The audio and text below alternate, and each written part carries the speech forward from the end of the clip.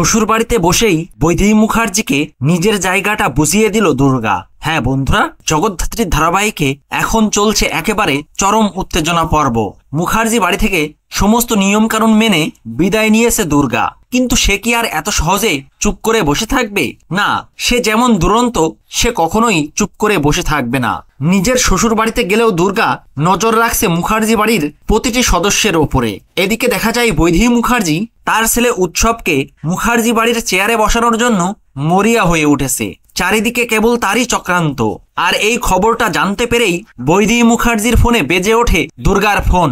দুর্গা যেন আগুন ঝরা কণ্ঠে বৈদেহী মুখার্জিকে বলে, শোন বুড়ি, আমি কিন্তু তোর সব চাল বুঝে গেছি, আর আমি কিন্তু খুব ভালো টিউনিং করতে জানি। তোর মতো বেসুরোদের ঠিকঠাক সুরে আনতে আমার একটুও সময় লাগবে না। তোকে আমি এমন টাইট দেব যে তোমার গলায় গান উঠবে তৃতীয় সুরের গা আর ষষ্ঠ সুরের ধা।